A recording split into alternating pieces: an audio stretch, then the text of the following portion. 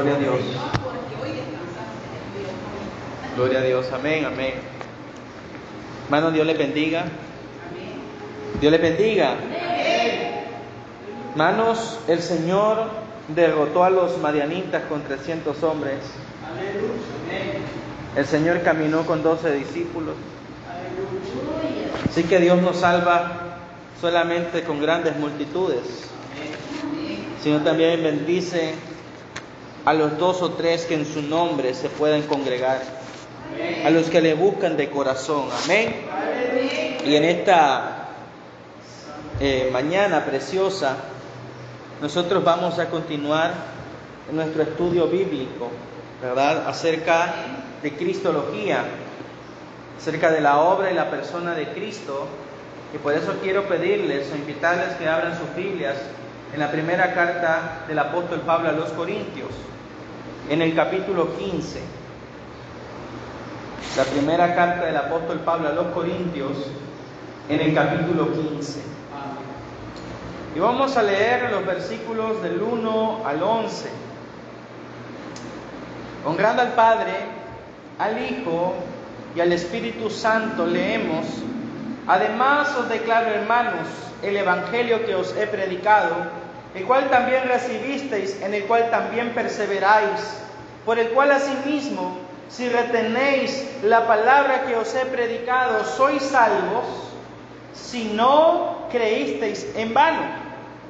Porque primeramente os he enseñado lo que asimismo recibí, que Cristo murió por nuestros pecados conforme a las Escrituras, y que fue sepultado, y que resucitó al tercer día conforme a las Escrituras, y que apareció a Cefas y después a los 12. Después apareció a más de 500 hermanos a la vez, de los cuales muchos viven aún y otros ya duermen. Después apareció a Jacobo, después a todos los apóstoles, y al último de todos, como a un abortivo, me apareció a mí, porque soy el más pequeño de los apóstoles, que no soy digno de ser llamado apóstol, porque perseguía la iglesia de Dios. Pero por la gracia de Dios soy lo que soy, y su gracia no ha sido en vano para conmigo. Antes he trabajado más que todos ellos, pero no yo, sino la gracia de Dios conmigo. Porque o sea yo, o sean ellos, así predicamos y así habéis creído. Amén. Y antes de entrar propiamente a desarrollar el tema de Cristología que tenemos por delante, me tomé la molestia de adelantarme un poco para no estarme atrasando escribiendo a cada rato. Es preciso que nosotros entendamos una cuestión. Nosotros los cristianos evangélicos y todos los grupos protestantes, ¿verdad?, tenemos algo en común a la iglesia del primer siglo. Y esto que nosotros tenemos en común no es que seamos judíos, porque no lo somos, ni tampoco que tengamos apóstoles, porque no los tenemos. Bueno, sí los tenemos los de la Biblia. Pero hay algo que nos une profundamente a la iglesia del primer siglo, y es lo que Pablo nos dice en el versículo 11. Porque o sea yo, o sean ellos, así predicamos y así habéis creído. Tenemos una misma fe, cuyo eje central es la persona de Jesucristo. Porque ese es el Evangelio.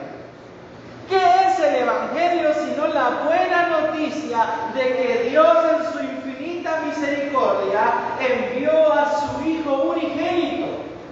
¿Para qué? Para proveernos a nosotros de salvación. Amén. Y lo que nosotros vimos el sábado pasado fue acerca del ministerio de Jesús. Hablamos un poquito de sus enseñanzas, dimos un breve vistazo a sus milagros, pero nos dimos cuenta de que la vida de Jesús había sido profetizada. Amén. La vida de Jesús había sido profetizada, y esto implica que todo cuanto Jesús vivió y experimentó en la experiencia humana, cuando el Verbo se hizo carne, tenía que ver con un cumplimiento a la agenda ya determinada y establecida por Dios. Amén. ¿O no amén? Amén. Todo lo concerniente, ya voy a ir explicando, hermanos, así que vayan anotando conforme vamos discutiendo los puntos para que no se nos pierda la atención. Amén. Entonces, vemos que la vida de Jesús responde a una agenda determinada y establecida por Dios. Todo lo que Jesús vive ha sido diseñado desde la eternidad, porque como decíamos cuando hablábamos acerca de la divinidad del Verbo y de su encarnación, el hecho mismo de la salvación es una obra soberana de Dios que no implica que a Dios tomó por sorpresa la caída del hombre, porque incluso la caída del hombre estaba prevista por Dios. Nosotros leímos en 2 Timoteo 1:9 que Dios había salvado a los creyentes desde antes de los siglos, o más bien Dios había determinado salvar y hacerse un pueblo para su nombre desde antes de los siglos. Amén. Para que la gloria sea siempre de Dios. Entonces, la pasión de Cristo, porque cuando nos quedamos el sábado pasado, nos quedamos con Jesús siendo arrestado. La pasión de Cristo, o lo que nosotros denominamos la muerte de Cristo en la cruz, responde a esas preguntas, a esas cuestiones,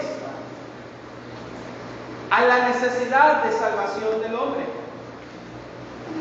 También nos da el medio por el que Dios ha determinado salvar a los hombres, que es a través de Cristo. ¿Se dan cuenta? Y Dios ha determinado cómo va a acontecer todo lo que va a devenir en la pasión y muerte del Señor. Quiero que abran sus Biblias en Hechos de los Apóstoles, Hechos de los Apóstoles, capítulo 2. En el versículo 23, voy a tratar hoy de tomarme el tiempo de ir lo más despacio posible, porque aunque tenemos mucho que abarcar, quiero que hoy ustedes salgan con una visión plena del Evangelio. Que podamos maravillarnos de las glorias y excelencias de Cristo, como Isaías cuando contempla la visión en el templo y se asombra ante la majestad y la santidad de Dios. Y dice Hechos capítulo 2, versículo 23: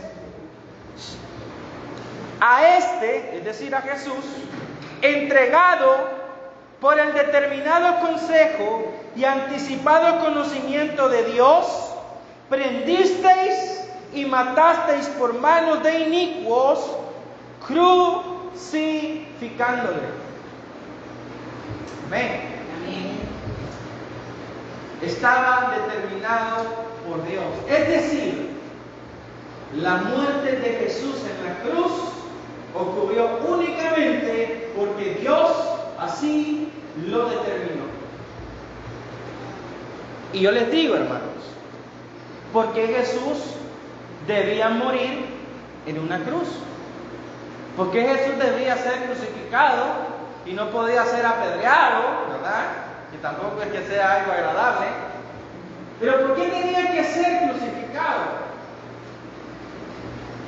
Porque Él tenía que cumplir con las profecías bíblicas. Y si ustedes leen conmigo el Evangelio de Juan, el capítulo 3,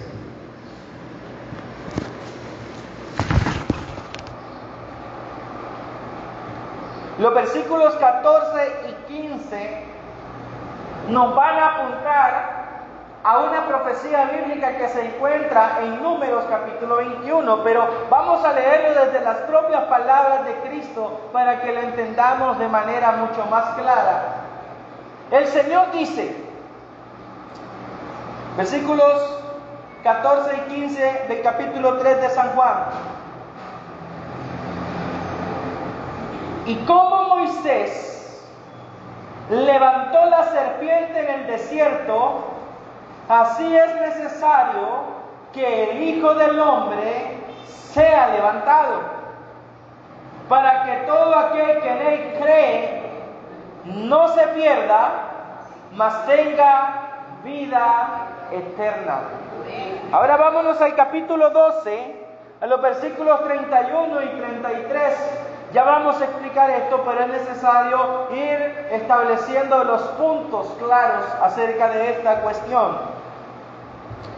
Dice el capítulo 12, los versículos 31 al 33. Ahora es el juicio de este mundo. Ahora el príncipe de este mundo será echado fuera. Esto lo vamos a estudiar o lo vamos a entender cuando veamos lo que aplica la cristología para nosotros. Ahora es el juicio de este mundo y ahora el príncipe de las tinieblas es echado fuera. Y yo, si fuera levantado de la tierra, a todos atraeré a mí mismo. Y decía esto dando a entender de qué muerte iba a morir. En el mundo antiguo, la crucifixión o el hecho de ser colgado en un madero era considerada la muerte más cruel y estaba destinada a los peores criminales. En pocas palabras, ¿por qué Jesús debía morir crucificado en una muerte tan ignominiosa, en una muerte tan bochornosa, vergonzosa y cruel? Porque Jesús debía humillarse hasta lo sumo. Recuerden, si ustedes leen Deuteronomio capítulo 21, los versículos 22 y 23, van a encontrarse que para Dios el que era colgado en un madero era maldito. Es decir, el pecado trajo sobre el hombre la maldición de la muerte. Por tanto, el Hijo Santísimo de Dios debía experimentar en sí mismo la maldición para redimirnos a nosotros de la maldición. Es decir, para que nosotros pudiésemos ser bendecidos, Él debía recibir sobre sí la maldición y el castigo de Dios por el pecado. Porque en la Biblia, todo lo que se da y todo lo que se recibe tiene un costo. El único que aparenta ofrecer cosas gratis es Satanás. Pero sabe que después se pagan las consecuencias. Al final, el Señor también establece, antes de poder dar, tiene que hacer, o se tiene que pagar un precio. Y el precio por nuestra salvación es altísimo. Porque el Dios bendito por los siglos es maldecido. El problema del pecado, hermanos, es muy serio. ¿Por qué? Porque el problema del pecado radica en contra quién se comete el pecado. Dijo el sacerdote Elías a sus hijos: si los hombres pecan contra los hombres, jueces van, y hay quienes lo defiendan. Pero si el hombre peca contra el Señor, ¿quién podrá defender? ¿Se dan cuenta? Adán ¿contra quién pecó? Contra Dios. Y Dios es eterno y santo. Por tanto, las consecuencias del pecado debían ser eternas. Por eso, la condenación de los pecadores en el infierno será eterna, porque han pecado contra el Dios eterno. Es decir, han cometido una acción que no se puede extinguir. Porque por ejemplo, cuando uno se endeuda con un acreedor, cuando usted se muere, usted ya no se preocupa por pagar la deuda con ese acreedor, bueno, que serán sus familiares, pero usted ya no. Usted se muere extinta la persona, extinguida la persona,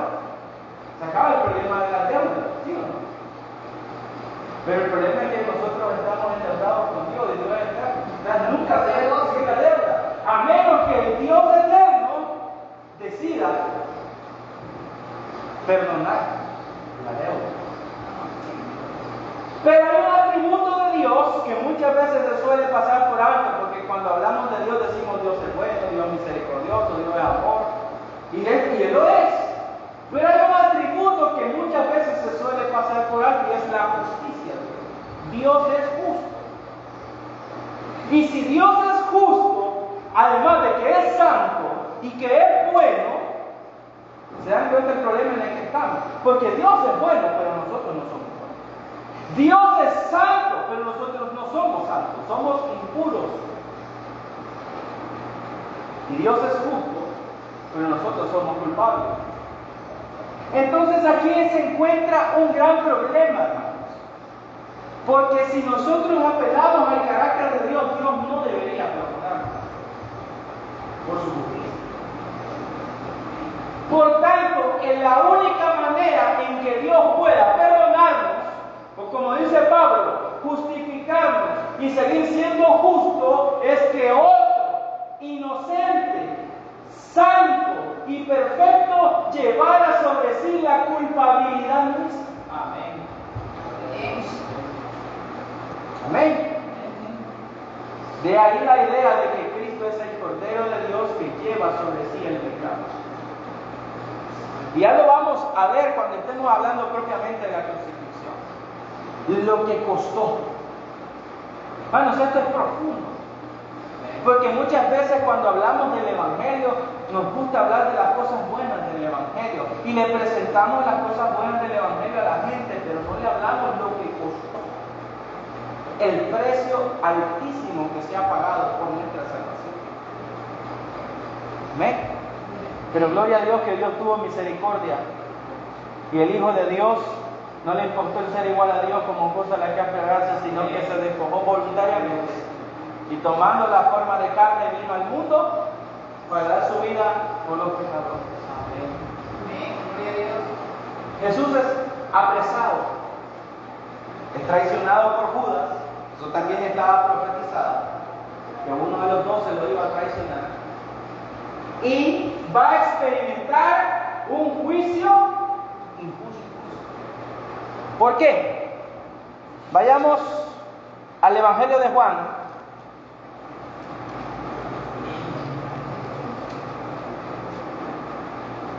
Al Evangelio de Juan, el capítulo 11,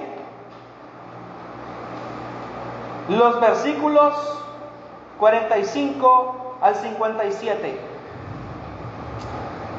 Inmediatamente después de la resurrección de Lázaro, los principales sacerdotes han acordado que Jesús debe morir. Por tanto, cuando Jesús va a ser apresado, Jesús sabe que lo van a condenar a muerte. Es decir, va a haber un juicio, pero este juicio es un juicio simulado, no va a haber justicia, porque se va a violentar todo el debido proceso, porque los judíos, de acuerdo a sus leyes y al Talmud, tenían un debido proceso, y ya lo vamos a ver todo eso. Dice la palabra del Señor: entonces muchos de los judíos que habían venido para acompañar a María y vieron lo que hizo Jesús, creyeron en él. Pero algunos de ellos fueron a los fariseos y le dijeron lo que Jesús había hecho. Entonces los principales sacerdotes y los fariseos reunieron el concilio y dijeron: ¿qué haremos? Porque este hombre hace muchas señales. Ellos sabían quién era Jesús. Ellos lo sabían, pero no les convenía reconocerlo, porque se les caía el negocio. Si le dejamos así, todos creerán en él y vendrán los romanos, porque recuerde, Judea está bajo el poder del imperio romano, y destruirán nuestro lugar santo y nuestra nación. Entonces Caifás, uno de ellos, sumo sacerdote, aquel año les dijo: vosotros no sabéis nada, ni pensáis que nos conviene que un hombre muera por el pueblo y no que toda la nación perezca. Esto no lo dijo por sí mismo, sino que como era el sumo sacerdote aquel año, profetizó que Jesús había de morir por la nación. Profetiza sin siquiera darse cuenta que está profetizando. Y no solamente por la nación, sino también para congregar en uno de los hijos de Dios que estaban dispersos. Así que desde aquel día acordaron matarle.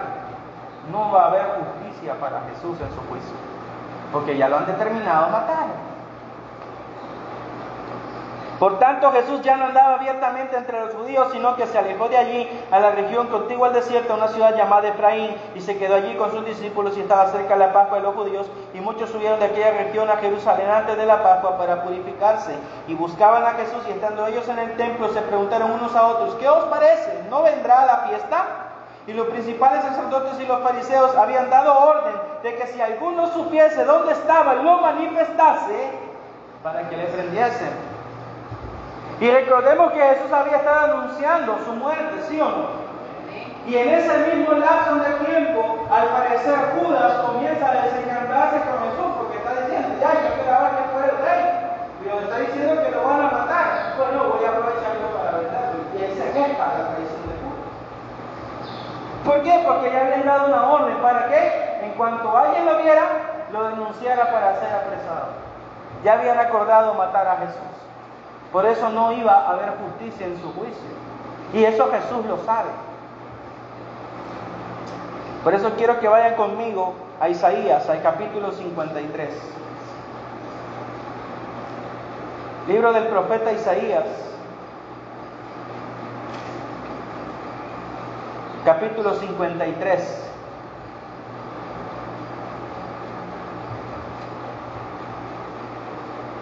Vamos a leer por ahora solamente el versículo 8, porque tiene que ver y atañe el asunto del juicio de Jesús. Dice: por cárcel y por juicio fue quitado. Y esto representa que en apariencia será juzgado por un juicio, ¿verdad? Como quien dice, como un criminal. Y su generación, ¿quién la contará? Porque fue cortado de la tierra de los vivientes, y por la rebelión de mi pueblo fue herido. Sería así: lo iban a prender, lo iban a juzgar, pero el juicio no sería justo, porque no se le hizo justicia. Y lo primero que nosotros leemos cuando entramos a los evangelios, sobre todo el evangelio de Juan, en el capítulo 18, es que Jesús es llevado primero ante Anás. Anás ya había sido sumo sacerdote. Su yerno era el sumo sacerdote. Sus hijos eran los principales sacerdotes. Por tanto, nosotros ya no podemos dar una idea de qué clase de persona es. Muy legal no es. Vemos que es corrupto. Exactamente. Es un hombre de influencia, pero es un hombre corrupto. Pero ¿qué significa el nombre Anás? Solo por la curiosidad, el nombre de Anás significa clemente o misericordioso. Y esta es una cuestión irónica, porque lo que menos va a tener Anás con Jesús es clemencia o misericordia. Y cuando es llevado ante Anás, Anás le pregunta acerca de sus enseñanzas y de su doctrina. Pero Jesús lo que le responde a Anás es: abiertamente he hablado ante ustedes por el templo y las sinagogas, y si algo he dicho que esté mal, que vengan los testigos, los que me han escuchado, y testifiquen contra mí. Porque aquí ya se está presentando el debido proceso. Jesús no podía ser interrogado sin que antes se presentasen los testigos, y los primeros testigos que debían presentarse eran los testigos de la defensa. Por tanto, cuando Jesús le responde de esa manera, no es que no esté siendo cooperativo, es que simplemente se está defendiendo, usando el derecho. Es decir, antes de que ustedes me interroguen, antes de que ustedes me acusen, que traigan los testigos, que ellos presenten los cargos que tienen contra mí. Y si ustedes leen los evangelios, sobre todo Mateo, el capítulo 26, y Marcos, el capítulo 14, ustedes se darán cuenta que dice que cuando le trajeron los testigos, ¿verdad?, sus testimonios no concordaban, porque daban falso testimonio contra Jesús. No podían hallar pruebas incriminatorias, porque Jesús no había cometido ningún delito. Jesús nunca había pecado. ¿Sí o no? Jesús no había pecado. Jesús no había cometido ningún delito. Y sin embargo, fue tratado con injusticia como el peor de los criminales. Aun cuando dice el profeta en el versículo 9, en la segunda parte del versículo, aunque nunca hizo maldad, ni hubo engaño en su boca. No podían encontrar pruebas incriminatorias contra Jesús, y Anás lo lleva ante Caifás, el sumo sacerdote. Y recordemos que este es el sumo sacerdote que acaba de profetizar que Jesús debe de morir por la nación. Y cuando es llevado ante Caifás, Caifás se reúne apresuradamente al Sanedrín, ¿verdad? Pero al ser la medianoche, o muy cerca del amanecer, pero todavía siendo muy oscuro, no se reúnen todos. Y Caifás no tiene el interés de que se reúna todo el concilio, porque dentro del concilio hay gente que cree en la inocencia de Jesús y que son discípulos de Jesús. Entre ellos va a estar José de Arimatea, va a estar Cornelio, que aunque no es, Nicodemo, que aunque no es un creyente en Jesús, pero él sí cree en la inocencia de Jesús. Y pudieron haber estado para evitar el juicio de Jesús. Por lo tanto, Caifás se apresura a reunir solamente a los miembros del concilio que se habían puesto de acuerdo con él para matarlo. Lo cual es un asunto de violación de la ley. Porque en primer lugar, de acuerdo a la ley judía, al Talmud, el juicio contra un acusado solo se podía hacer durante el día, no durante la noche. Y no se podía emitir sentencia de condenación contra ninguno durante la noche, solamente durante el día. Entonces vemos que están actuando de manera errada, de manera equivocada, de manera corrupta, de manera ilegal contra Jesús, porque lo están juzgando de noche y lo están juzgando solamente aquellos que obviamente van a dar el voto para que lo maten. ¿Se dan cuenta?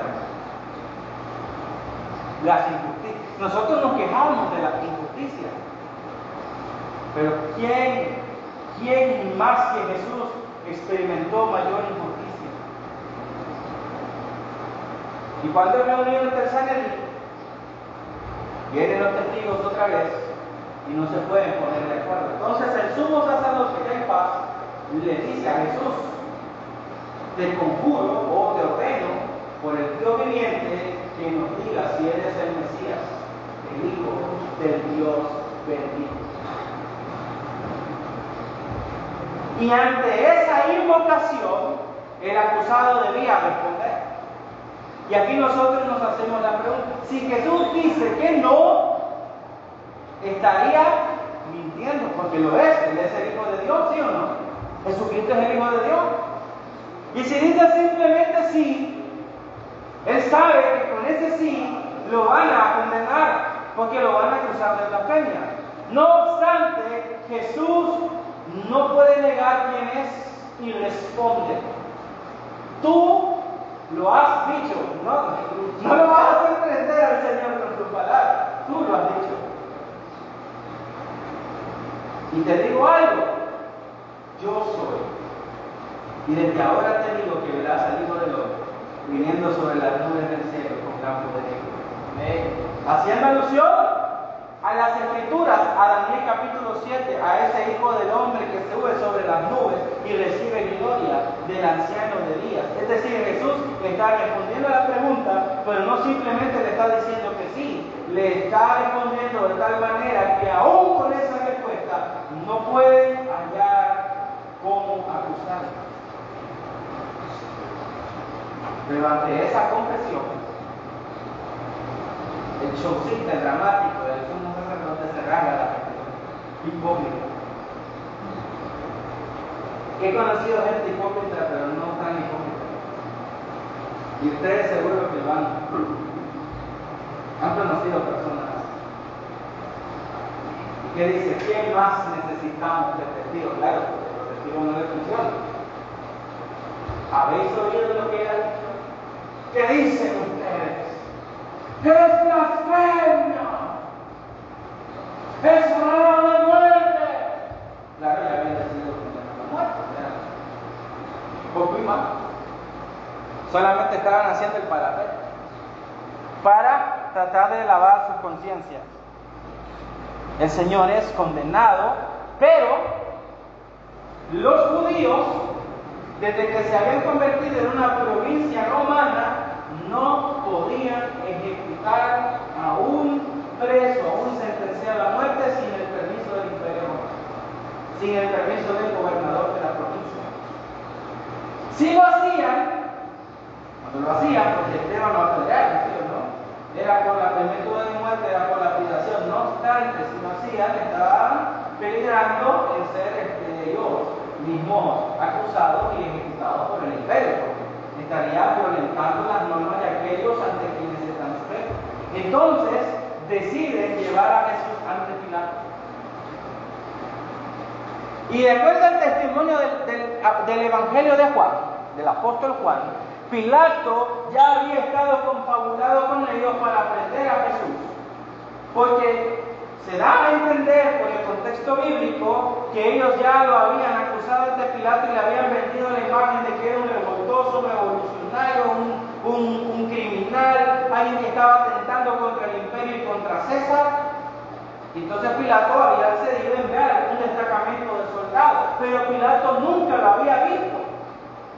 Y cuando llevan los jefes y los principales sacerdotes a Jesús ante Pilato, ellos están pensando que Pilato lo va a condenar sin juicio, porque Pilato, de acuerdo al testimonio histórico, se ha dicho que era un hombre cruel, sanguinario, injusto y que gustaba de ejecutar a presos sin juicio. Y claro, ellos pensaron que harían lo mismo con Jesús, pero recordemos lo que Jesús le va a decir a Pilato: ninguna potestad tendrías contra mí si no te fuere dada de arriba. Hermanos, de la misma manera que todo lo que acontece a Jesús es para el cumplimiento de las Escrituras, así también todo lo que pasa en nuestra vida está en las manos de Dios, y Dios no permitirá que el mal opere más allá de aquello en lo que Él le ha dado permiso para operar. Amén. Tengamos confianza en la voluntad de Dios, aun si nos toca morir. Aunque padezcamos injusticias, Dios está en control. Y Pilato comienza a interrogar a Jesús. Y le hace una pregunta: ¿eres tú el rey de los judíos? Y Jesús le responde: no conociste los ni tampoco conociste. Él le dice: tú lo dices, pero lo dices por ti mismo. Es decir, porque quieres saber si soy un peligro para Roma y el imperio, o lo dices por lo que me han, o lo dices por lo que me han acusado los que me han traído ante ti. Porque si la pregunta es por el interés propio de Pilato, Jesús le va a responder. Pero si es por la intención de los otros, Jesús no va a decir ni una sola palabra. Pero Pilato le dice: ¿soy yo acaso judío? Me dice: ¿qué me importan los asuntos si soy el Mesías o no? Yo quiero saber si soy el rey. Si son un rey y si son un peligro para el imperio. ¿Soy acaso yo judío? Si son tus mismos compatriotas los que te han entregado a mí, ¿no sabes que tengo poder para matarte o poder para liberarte? Y cuando le responde eso: ningún poder tendría sobre mí si no te fuere dado de arriba. Pero yo te digo que mi reino no es de este mundo. Porque si fuese de este mundo, mis seguidores se habrían levantado para impedir que yo fuese entregado. Desde luego eres tu rey, le dice Pilato. Tú dices que yo soy rey, pero yo para esto he venido al mundo, para dar testimonio de la verdad. Todo aquel que es de la verdad, oye. Y Pilato responde de manera burlesca: ¿qué es la verdad? Cuando Pilato sale, le dice a los sacerdotes y al pueblo: no hay ningún delito. No hay un delito, no he hecho nada malo. Y entonces se le dice, los sacerdotes entonces al ver que Pilato está resuelto en no condenar a Jesús, le dicen, pero es que él desde Galilea hasta Judea ha comenzado a enseñar cosas contra el César porque se llama a sí mismo el Cristo. Además, si no fuera un criminal, no te lo habríamos traído. Y cuando Pilato oye Galilea, él dice, es Galileo, sí, vaya con Herodes, se quería lavar la mano. Y Jesús es llevado ante Herodes, pero ni aún Herodes encontró nada digno de muerte en Jesús y se lo devuelve a Pilato. Están jugando con Cristo. Se lo tira el uno, se lo pasa el otro. Porque no lo pueden condenar. Y entonces Pilato se encuentra en un aprieto porque en esa misma mañana la esposa de él le manda un mensaje y le dice: no tengas nada que ver con este justo, porque hoy he padecido en sueños a causa de él.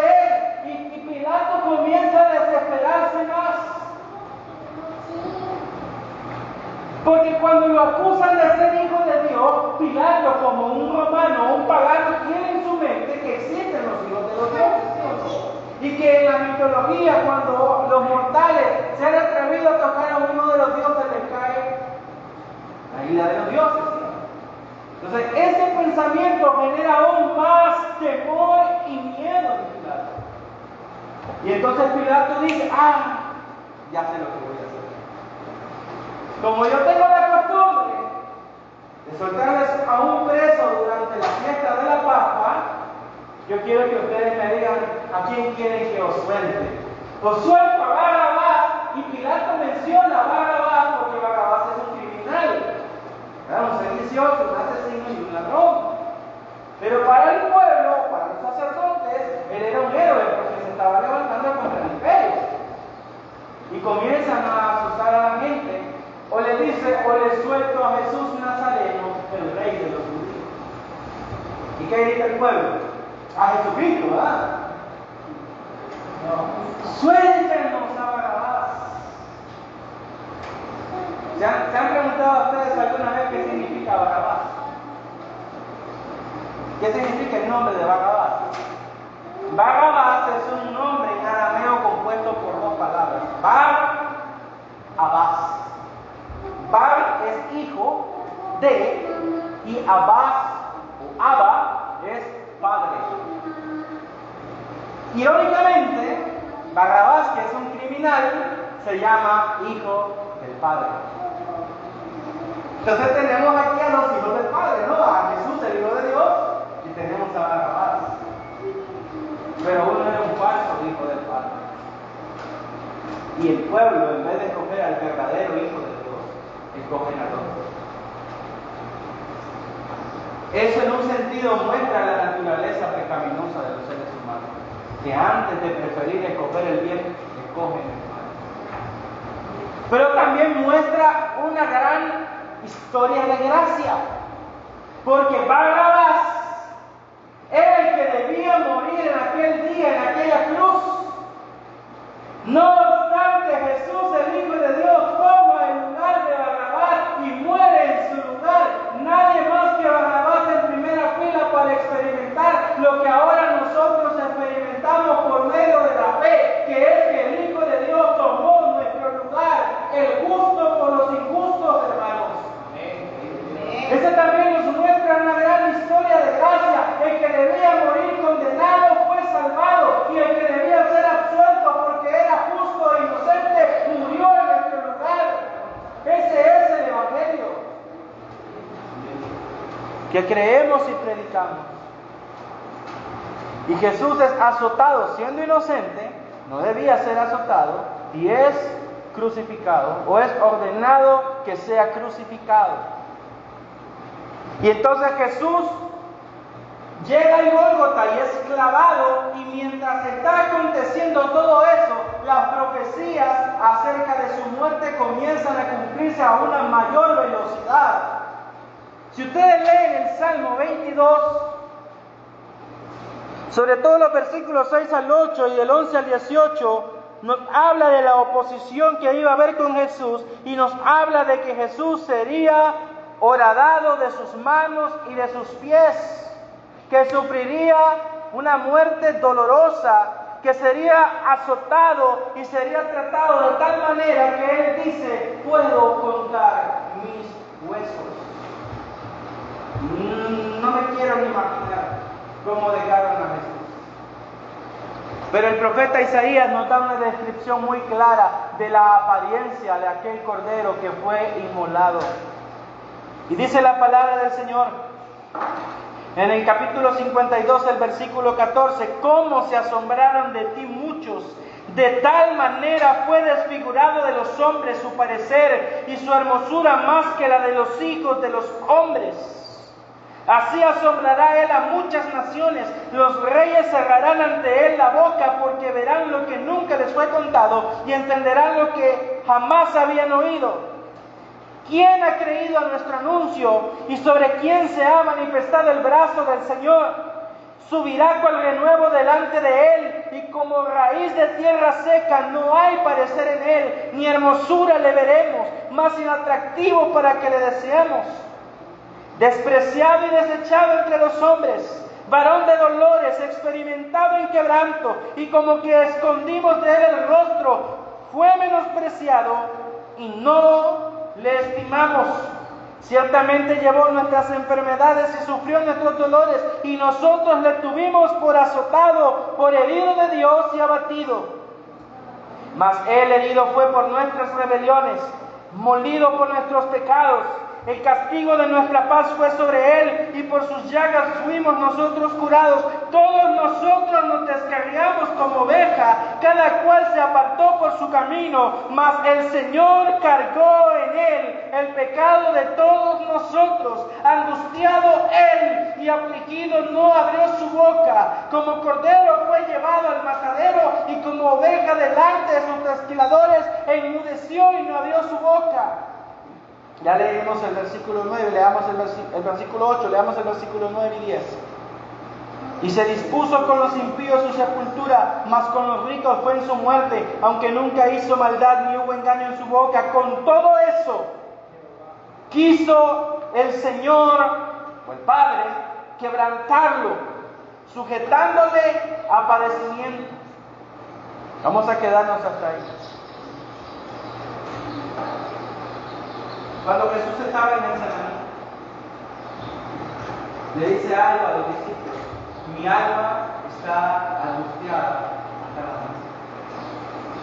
¿Verdad? Porque no es fácil lo que él va a experimentar: el menosprecio, los golpes, las burlas. El Salmo 22 dice: me menean la cabeza y me menosprecian sin causa. Todos los que me miran se burlan de mí. Los azotes que desgarraban sus carnes, toda la presión, el estrés que le hizo sudar sangre. No había comido desde la última cena y no había bebido nada desde ese momento. Entonces la sed. Y cuando uno pierde sangre, uno experimenta una sensación de sentirse demasiado sediento, desesperación. Hermanos, imagínense eso. Pero eso es solo el sufrimiento físico, que ya en sí mismo es algo horrible. Imagínense ser clavado en sus manos y en sus pies y estar sobre una cruz, en primer lugar, con toda la presión sobre sus órganos internos, sobre sus pulmones, y teniendo que él hacer esto para poder respirar. Subir y bajar, subir y bajar, y hacer eso durante 3 horas, cuando tienes tus manos y tus pies clavados en una cruz, hasta que tus fuerzas van menguando y ya no puedas subir y bajar, y comienzas a ahogarte porque ya no puedes respirar. Este es el sufrimiento físico de Jesús. Pero ¿saben qué es lo más difícil para Cristo? Y lo que debería de hacernos estremecer y magnificar a Dios por la salvación que Él nos ha dado, hermanos, es que Dios quiso quebrantarlo, sujetarlo a padecimiento. Cuando Jesús ora en Getsemaní, le dice algo muy claro al Padre: Padre, pasa de mí esta copa, pero que no se haga mi voluntad sino la tuya. Yo les hago una pregunta para ver si algunos saben qué es la copa a la que Jesús se está refiriendo.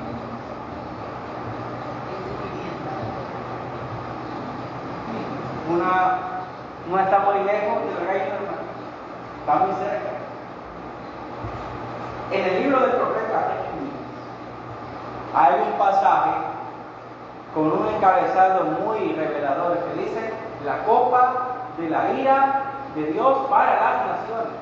Y en Apocalipsis, en el capítulo 16, se revelan las copas de la ira de Dios. Las copas donde se almacena toda la ira de Dios que será derramada sobre el mundo y sobre los impíos. Esa misma copa es la que debíamos de recibir todos nosotros, porque es la justicia de Dios, el brazo justo de Dios cayendo sobre los culpables, ejecutando la sentencia de muerte. Recuerden, nosotros merecemos el castigo, nosotros merecemos la ira de Dios, nosotros merecemos la condenación eterna, nosotros merecemos que Dios nos desintegre en este mismo momento, pero Jesús no, porque Jesús es el Hijo de Dios, que siempre ha hecho lo que le agrada al Padre, que siempre desde la eternidad ha estado en comunión con el Padre, aquel de quien el Padre siempre ha dicho: este es mi Hijo amado, en quien yo me complazco. Jesucristo jamás en toda la relación de la Trinidad había experimentado o experimentaría o experimentará lo que experimentó en aquel día: el rechazo, el abandono de su Padre. Por un instante, aquella relación trinitaria que nunca se había cortado se suspendió por un momento. Dios le dio la espalda a Jesús y lo hizo beber todo el peso de la ira de Dios. Todo el peso de la ira de Dios cayó sobre Jesús en la cruz de Calvario. ¿O no dice que el Señor cargó el pecado de todos nosotros sobre él? Amén. Y Dios es santo y Dios aborrece, odia, detesta el pecado. Entonces, por un momento Dios trató a Jesucristo como el más grande de los pecadores, como su más grande enemigo. Y eso es lo que a Jesús le causa mucha más angustia, más que el sufrimiento físico. Por eso es que cuando Él está en la cruz, Él clama, cumpliendo lo que dice el Salmo 22:1: Dios mío, ¿por qué me has desamparado? El Señor Jesucristo fue desamparado por Dios. Hablando de la experiencia humana, el Hijo de Dios fue abandonado. No es que está simulando, realmente Él está sintiendo: ¿por qué me has desamparado? Por un instante. Por eso las tinieblas cubren la tierra, ¿verdad? Y el acceso, la comunicación entre ellos por ese instante se corta. Pero no para siempre. Porque lógicamente Jesús después entrega su Espíritu al Padre, cuando el tiempo se ha cumplido y toda la obra ha sido consumada. Antes de morir, Jesús vuelve a encomendarse al Padre, porque ahora tiene la certeza de que ha cumplido, ha pagado el precio, ha soportado el peso de la ira de Dios y la comunión se vuelve a unir. Aleluya. Gloria a Dios. ¿Eh? ¿Cuán profundo es esto? El Señor quiso quebrantarnos. Y nosotros nos vamos a dar cuenta que en el proceso de la crucifixión nos encontramos con el ladrón en la cruz, que encuentra gracia aún en las puertas de la muerte. Gloria a Dios, hermano. Y no es como dice la Iglesia Católica, no es que el buen ladrón y el mal ladrón, los dos eran ladrones. Y los dos eran malos. La Biblia los llama impíos, gente sin ley. Y los dos al comienzo se están burlando de Jesús, lo dicen los evangelios. No obstante, en algún momento uno de ellos le fueron abiertos los ojos y entendió que el que estaba muriendo ahí junto con él era el Dios Santísimo y logra alcanzar misericordia. Hermanos, hay misericordia para el pecador aún a las puertas de la muerte. ¿Sí o no? Pero si Si nosotros analizamos toda la Biblia, es el único caso que se da a las puertas de la muerte. Por una razón, hermanos, muy sencilla, para mostrar que hay misericordia para el que está en el lecho de muerte, pero también es un único caso para que nadie se aventure a pensar que puede retener el arrepentimiento hasta esa hora. Por eso es que es muy peligroso cuando nosotros decimos, el hermano está muriendo, vamos a orar por él, porque a veces las personas por miedo a la muerte hacen la oración, ¿verdad? Se corre el peligro de que solo lo hagan por el miedo y que no lo hagan sinceramente. Hay casos, sí, hermano, en que acontece sinceramente, se encuentran con Jesús estando en el lecho de muerte, y gloria a Dios por eso. Pero por eso, hermano, no debemos dejar correr el tiempo y esperar. Es que cuando esté por morir, cuando me quede un minuto, me reconcilio. ¿Quién te garantiza que vas a tener tiempo para mí? En este momento se nos fue el corazón a todos y que ni pío vamos a decir.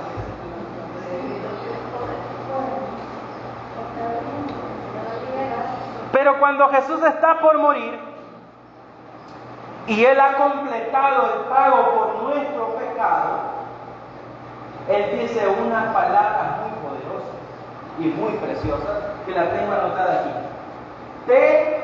Tetelestai, que en español significa consumado es. Juan capítulo 19, versículo 30. Y habiendo exclamado Jesús a gran voz, dijo, consumado es. Esta expresión tetelestai es un grito de victoria, como quien dice, hecho está. Victoria. He vencido. El precio por el pecado ha sido pagado. La deuda para los pecadores está cancelada. Es posible nuestra salvación porque se ha consumado la obra. Gloria a Dios. Gloria a Dios, hermano. Gloria a Dios. Consumado es, está pagado. Ya no tenemos que implorar, ya no tenemos que llorar, ya no tenemos que caer en la desesperación. Ahora podemos acudir a Dios por medio de Cristo, porque el precio ha sido pagado, la deuda ha sido cancelada. El Señor llevó sobre Él el pecado de todos nosotros. Fue hecho maldición, porque Cristo está maldito el que es colgado en el madero, para que nosotros pudiésemos recibir la bendición de Dios, que es por la fe en Cristo Jesús. Amén. Gloria a Dios, ese es nuestro Señor. Ese es el Evangelio, hermanos. Y Jesús murió. Y acerca de esto, Charles Spurgeon dice lo siguiente: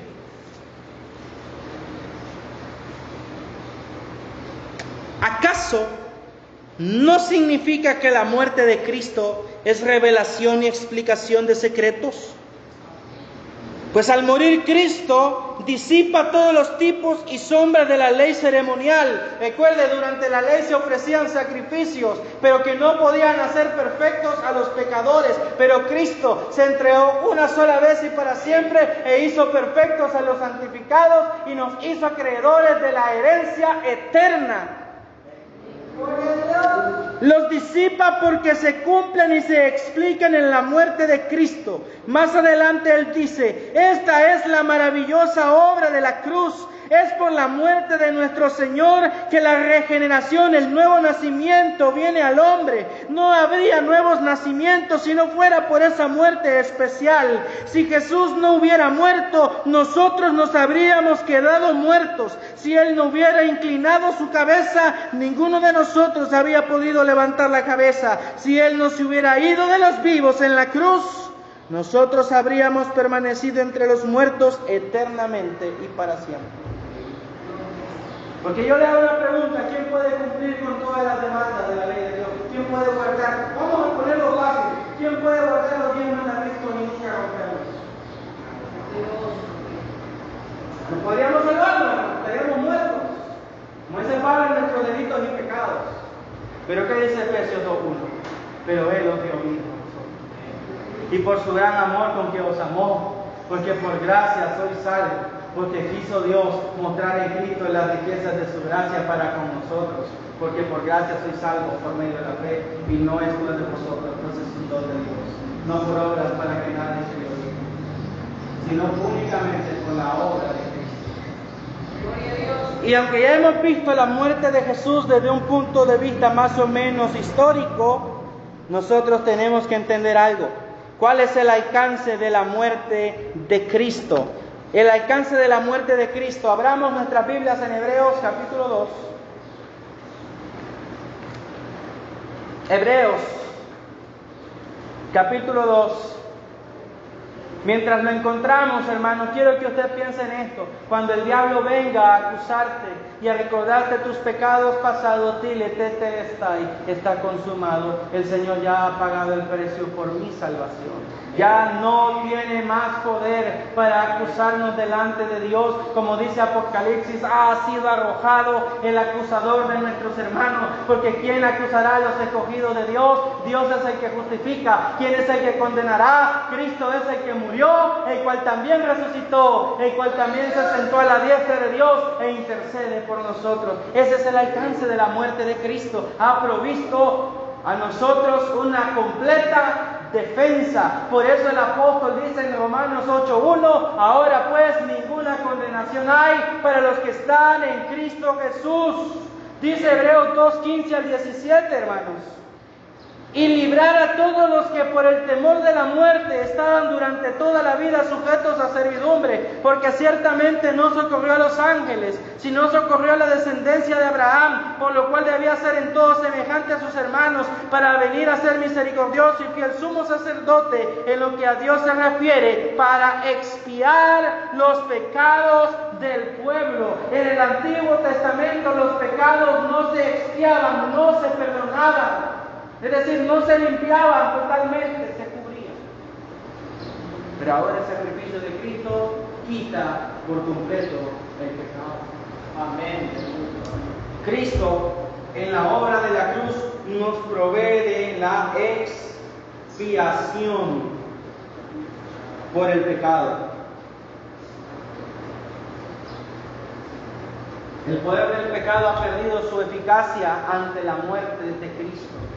¿Por qué? Porque dice la palabra del Señor en Efesios 1:7, porque tenemos en Él redención por su sangre, el perdón de los pecados, el perdón de los pecados. Pero también tenemos en la muerte de Cristo redención. ¿Y qué es redención? Imagínense usted que estamos en el siglo XVIII, cuando la esclavitud era legal, ¿verdad? Porque no se abolió en el siglo XIX. Así que muy civilizados tampoco es que somos. Imagínense que usted es una persona que cae en deudas y ya no tiene cómo pagar esa deuda porque se ha endeudado con una persona. Y entonces usted le dice, para yo tratar de pagar mi deuda, me voy a vender de aquí. Y usted se hace esclavo de esa persona a la que usted se ha endeudado, pero cuando usted se da cuenta, usted jamás podrá pagar su deuda, porque el precio de su deuda es demasiado alto y usted no puede alcanzar a pagar con todos los años de servicio. Pues entonces un día usted está en su miseria como esclavo y pasa un hombre rico y dice, ¿cuánto es el precio de ese hombre? Y el hombre al que usted esté esclavizado le dice, es tanto. Bueno, yo voy a pagar el precio. Lo compro, es mío. Así nosotros, que estábamos esclavizados a las tinieblas, bajo el dominio de Satanás a causa de la deuda infinita del pecado, no podíamos liberarnos nosotros mismos, pero vino Jesucristo, que nos vio en nuestra miseria y pagó el precio por el pecado. Dio su vida infinita, en cierto sentido, su vida infinita, para proveernos a nosotros de salvación infinita. La deuda infinita por el pecado solamente era posible si se pagaba con una vida infinita. La vida infinita del Hijo de Dios fue pagada para que el precio de somos libres de la esclavitud del pecado y por amor somos hechos siervos de la justicia de Dios. Porque ya no obedecemos por obligación, sino que por amor le decimos, Señor, te quiero servir y te quiero entregar mi vida para ti. Eso es redención. El precio que se ha pagado por nuestro rescate. Eso es redención. Se ha obtenido redención. Leamos lo que dice Tito capítulo 2, versículo 14. Un texto para que ustedes tengan una idea de la redención. Tito 2:14 dice: quien se dio a sí mismo por nosotros para redimirnos de toda iniquidad y purificar para sí un pueblo propio, celoso de buenas obras. Se dio a sí mismo por nosotros, hermanos. Estábamos perdidos en nuestros pecados, sin posibilidad de salvación, porque no podíamos cumplir las demandas de la ley ni acercarnos a la presencia del Dios Santo. El peso de la condenación estaba sobre nosotros como una espada de Damocles. Pero Cristo nos dio vida y nos perdonó. Hizo posible lo que para los hombres era imposible. Tenemos vida por su muerte y gloria en su resurrección. Porque ¿qué más nos ha otorgado Cristo aparte de la expiación y la redención, que en pocas palabras es el perdón de los pecados, hermanos? Nos ha provisto de propiciación. ¿Y qué es la propiciación? En la antigüedad, ¿verdad?, los antiguos tenían la costumbre de ofrecer siempre un sacrificio como un presente para aplacar la ira de los dioses, ¿sí o no? Se hacían esas cosas. A ver, hasta no hace unos 700 años en el norte, allá en México, los aztecas hacían eso, pero hacían el sacrificio humano para aplacar la ira de sus dioses. Sacaban el corazón de sus víctimas. Pero ahora, Cristo, como les decía, ha aplacado la demanda de la justicia de Dios y de la ira de Dios, porque Él la cargó sobre sí. Entonces, Él ha hecho que ante Dios nosotros podamos presentarnos de tal manera que Dios ahora nos pueda hacer propicio a nosotros, pueda darse la vuelta y mirarnos a nosotros de manera favorable. Porque antes, cuando el Señor no miraba, conocido el Señor. Ahora no, ahora tiene una sonrisa y te dice: hijo mío, ven. Nos ha provisto de la propiciación. Primero de Juan, capítulo 2. Primera de Juan, capítulo 2. Dice el versículo 1 y 2: hijitos míos, estas cosas os escribo para que no pequéis. Si alguno hubiere pecado, abogado tenemos para con el Padre, a Jesucristo el justo, y Él es la propiciación por nuestros pecados. Y no solamente por los nuestros, sino también por los de todo el mundo. ¿Entendieron? El castigo por el pecado, o sea, nuestros pecados exigen un castigo inmediato, la respuesta inmediata de la justicia de Dios. Sin embargo, ¿qué dice? Si alguno hubiere pecado, abogado tenemos para con el Padre, porque Él es la propiciación por nuestros pecados. Ahora el creyente, cuando peca, no es desterrado de la presencia de Dios, sino que ahora el creyente tiene como garante para reconciliarlo con el Padre a Cristo mismo. Es decir, yo puedo hoy tener un momento en el que yo pequé, en el que fallé, me descargué, me aparté, pero ya Dios no ejecuta su sentencia inmediata por mi pecado, sino que ahora a través de Cristo provee restauración y reconciliación, de manera que siempre en Cristo Dios me pueda ver de manera favorable. Lógicamente el autor dice: no pequéis, no pequemos, no abusemos de la gracia, pero si hubiera pecado, no se desesperen, porque tienen un abogado que es la propiciación por nuestros pecados, que es Cristo Jesús, Señor nuestro. Hermanos, qué precioso es esto. Porque el sacrificio de Cristo hace virtualmente salvable a todos los hombres, pero es eficaz en los que creen. Él tomó nuestro lugar. Quiero que leamos 2 Corintios. Ese es el alcance de la muerte de Cristo. Él tomó nuestro lugar. Y aunque ya hemos hablado brevemente sobre eso, quiero que lo leamos y nos maravillemos, hermanos. Es que yo quiero que a partir de hoy ustedes sean y yo ser mejor cristianos, hermanos. Entender la vida cristiana a la plenitud de la obra de Cristo, que es tan grande, tan amplia, tan hermosa. Por eso el apóstol Pablo siempre a los efesios les dice: yo oro para que ustedes puedan comprender cuál es la altura, la anchura y la longitud y la profundidad del amor de Cristo, que excede a todo conocimiento. 2 Corintios 5:21. Al que no conoció pecado, por nosotros lo hizo pecado, para que nosotros fuésemos hechos justicia de Dios en él. Al que no conoció pecado, por nosotros lo hizo pecado. O como dice Romanos capítulo 5, versículos 10 y 11: pero si siendo enemigos fuimos reconciliados con Dios por la muerte de su Hijo, mucho más estando reconciliados seremos salvos por su vida. O como dice los versículos 8 y 9 atrás, dice: mas Dios muestra su amor para con nosotros en que siendo aún pecadores, Cristo murió por nosotros, pues mucho más estando ya justificados en su sangre, por él seremos salvos de la ira. ¿Por qué? Porque a través de la muerte de Cristo, pero sobre todo ya vamos a entrar a hablar de la resurrección, el Señor ha provisto para nosotros justificación.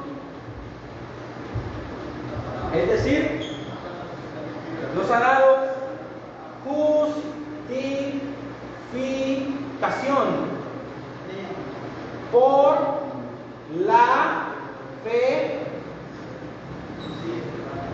Ese, hermanos, era el lema, la bandera principal de la Reforma: la justificación por la fe.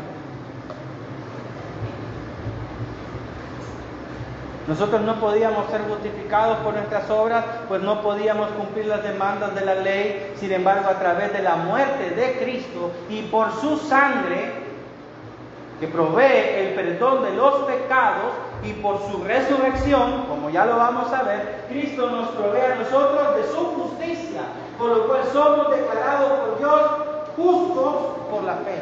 Amén. Soy declarado justo delante de Dios como si nunca hubiese cometido un pecado, únicamente porque Cristo pagó el precio por mí. Él sufrió el castigo de mi paz, Él me ha reconciliado con el Padre, Él me ha vestido con su justicia, de tal manera que pueda aparecer como justo ante Dios únicamente por creer en Cristo. No busque justicia en otro lado. El apóstol Pablo es claro cuando dice: los judíos creyeron entre la justicia, pero no la justicia de Dios, sino queriendo establecer la suya propia, hallaron tropiezo. ¿Por qué?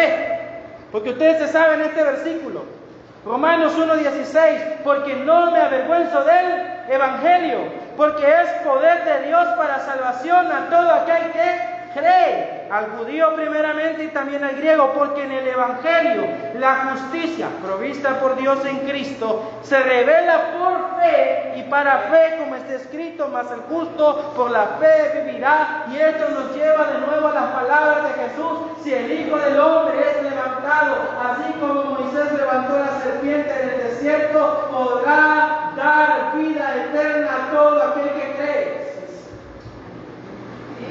Este es, decía Pablo en el capítulo 15 de Corintios, en el versículo 11, el Evangelio que predicamos, en el cual debemos perseverar y en el cual debemos de creer, porque si creemos este Evangelio, en el que Cristo ha cubierto las demandas de la justicia de Dios y somos declarados justos por la fe en Él, somos salvos.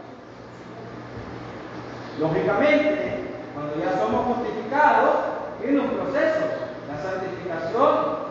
Debemos nosotros santificarnos, claro, con la ayuda del Señor, con el poder del Espíritu Santo. Y claro, como cristianos, tenemos que dejar esto claro. Ya no hay espacio. Sí lo voy a poner. La salvación produce obras, pero las obras no producen salvación. Si usted está aquí pensando en que se va a salvar por sus ayunos y sus oraciones, usted está poniendo el objeto equivocado. Pero si usted está aquí ayunando y orando porque ha confiado en la obra de Cristo, el Señor lo ha impulsado a usted todas esas cosas. Porque su salvación descansa en la fe, en la obra de Cristo. Romanos 5:1. Justificados pues por la fe, tenemos paz para con Dios por medio de nuestro Señor Jesucristo. Únicamente por la fe. Amén. Como dice Romanos capítulo 3, versículo 21, sé que esto ya no es tanto de la cristología, pero quiero que ustedes entiendan esto, hermanos, porque esto tiene que ver con el alcance de la salvación que nos ha sido provista por Cristo. Dice, pero ahora aparte de la ley se ha manifestado la justicia de Dios, lo mismo que dice el versículo 17 del capítulo 1. Testificada por la ley y por los profetas profetizaron y anunciaron esta justicia que se nos revelaría en Cristo. La justicia de Dios por medio de la fe en Jesucristo, para todos los que creen en Él, porque no hay diferencia, por cuanto todos pecaron y están destituidos de la gloria de Dios, siendo justificados gratuitamente por su gracia mediante la redención que es en Cristo Jesús, a quien Dios puso como propiciación por medio de la fe en su sangre, para manifestar su justicia, y a causa de haber pasado por alto en su paciencia los pecados pasados, con la mira de manifestar en este tiempo su justicia, a fin de que Él sea el justo y el que justifica al que es de la fe de Jesús. ¿Por qué? Porque dice el versículo 28, porque concluimos pues que el hombre es justificado por la fe sin las obras de la ley. Somos declarados justos por Dios por la obra de Cristo, porque en su sangre nos es hecha propiciación por medio de la fe. Ese es el Evangelio. Por eso los testigos de Jehová no son salvos, porque ellos andan ganándose su salvación cuando salen a predicar. Y por otras cuantas herejías más que ya discutimos en los primeros 2 sábados. Por eso los judíos no son salvos, porque ellos están buscando ganar su salvación por medio de las obras de la ley. Y yo os pregunto, ¿existe el templo en Jerusalén? Por lo cual no pueden ofrecer sacrificio. Y si no pueden ofrecer sacrificio, que es como se, cubrió el pecado en el antiguo pacto, entonces no pueden ellos tener certeza de que sus pecados son perdonados, por muy santos y por muy kosher que sean. ¿Se dan cuenta? Pero nosotros sí tenemos seguridad, porque Cristo se ofreció una sola vez y para siempre por nuestros pecados, y descansamos por completo en su obra y en su sangre preciosa. Por eso cantamos, sangre que me da la paz, sangre que me purifica, sangre que me redime. Es la preciosa sangre de Cristo Jesús. Pero Jesús ciertamente murió en la cruz. Jesús murió, ¿verdad? Jesús murió, pero no se quedó muerto, porque dice 1 Corintios capítulo 3 y 4 que Cristo murió conforme a las Escrituras. En la experiencia humana, Cristo debía participar de la muerte, porque está establecido para los hombres, y Él era un hombre, que mueran una sola vez y después el juicio. De la misma manera, dice el versículo 28, Cristo apareció la primera vez para redimirnos del pecado, pero aparecerá por segunda vez sin relación con el pecado para salvar a los que en él esperan. Él experimentó la muerte, y la muerte de cruz. Jesús verdaderamente murió. Pero también dice la Biblia que fue sepultado, pues dice que aunque se dispuso con los ladrones en su muerte, fue sepultado entre los ricos. José de Arimatea pidió el cuerpo de Jesús y lo puso en el sepulcro nuevo que él había abierto y tapó la entrada del sepulcro con la piedra. Y Jesús estuvo 3 días muerto. Pero la muerte no puede retener al autor de la vida. ¿Sí o no? Es una imposibilidad. La muerte no puede detener a aquel que es la vida misma y la fuente de la vida. Y aunque estuvo muerto durante 3 días, y sus discípulos, y sus enemigos se alegraron en eso, el Señor probaría que Él era el Dios de los cielos, resucitando de los muertos con el poder de sí mismo, con el poder del Espíritu Santo y con el poder del Padre. Porque siempre, cuando ustedes leen los pasajes, las epístolas, se darán cuenta que dice, Dios el Padre levantó a Jesucristo de los muertos. Pero también nos dice la misma Escritura, y Él se levantó de los muertos, porque Él es Dios y tiene poder en sí mismo. Y nos dicen que Él fue declarado Hijo de Dios por el Espíritu de Santidad cuando lo levantó de los muertos, el Espíritu Santo. ¿Por qué? Porque la obra de salvación es una obra en la que participan las 3 personas de la Trinidad. Y los 3 se ven implicados. El Padre ha decretado la resurrección del Hijo. Y el Hijo, que es la palabra, digamos, el decreto ejecutado del Padre, ejerce la autoridad del decreto del Padre a través del poder, la potencia del Espíritu Santo. Y Jesucristo se levanta entre los muertos con poder al 3er día. Jesucristo resucitó. Jesucristo murió, fue sepultado, pero resucitó. Volvamos a leer 1 Corintios 15, hermanos. Pero esta vez los versículos 12 al 23. Porque esto es clave. Esto es muy clave, hermanos. Dice, porque si se predica de Cristo que resucitó de los muertos, ¿cómo dicen algunos entre vosotros que no hay resurrección de muertos? Porque si no hay resurrección de muertos, tampoco Cristo resucitó. Y si Cristo no resucitó, vana es entonces nuestra predicación, vana es también nuestra fe. Y somos hallados falsos testigos de Dios, porque hemos testificado de Dios que Él resucitó a Cristo, al cual no resucitó, si en verdad los muertos no resucitan. Porque si los muertos no resucitan, tampoco Cristo resucitó. Y si Cristo no resucitó, vuestra fe es vana, aún estáis en vuestros pecados. Entonces también los que durmieron en Cristo perecieron. Y si en esta vida solamente esperamos en Cristo, somos los más dignos de conmiseración de todos los hombres. Mas ahora Cristo ha resucitado de los muertos, primicia de los que durmieron es hecho. Porque por cuanto la muerte entró por un hombre, también por un hombre la resurrección de los muertos. Porque así como en Adán todos mueren, también en Cristo todos serán vivificados.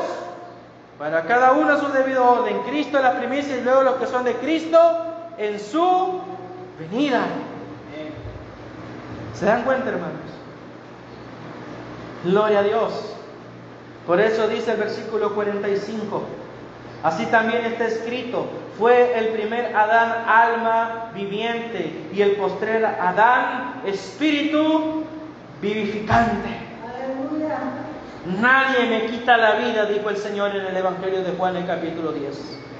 Yo tengo el poder para ponerla y tengo el poder para retomarla de nuevo. Aleluya. Porque Él es el Espíritu vivificante, Él es la vida misma. ¿Se dan cuenta? Si nosotros no creemos en la resurrección, de nada nos vale creer en Él. Y de nada nos vale creer en Jesús. Porque si Jesús no resucitó de los muertos, no es el Hijo de Dios. Y si no es el Hijo de Dios, y si no es Dios, entonces no tenemos por qué hacerle caso a lo que Jesús dijo.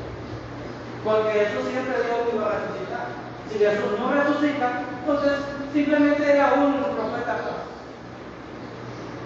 Alguien con aspiraciones de Mesías más.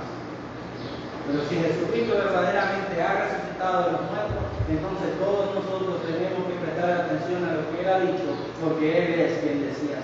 Amén. Por eso la resurrección es vital, porque es el testimonio de Dios acerca de quién es Jesús, de que verdaderamente Jesucristo es el Hijo de Dios, de que el Padre ha recibido y aceptado el sacrificio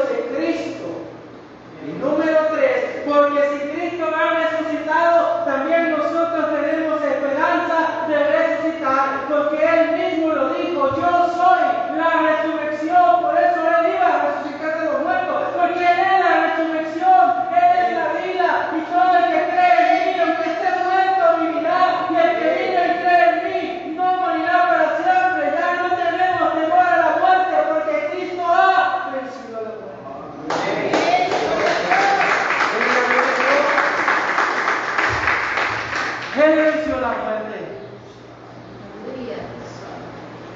Y nosotros tenemos esperanza. ¿O no le escribe Pablo a los tesalonicenses, hermanos?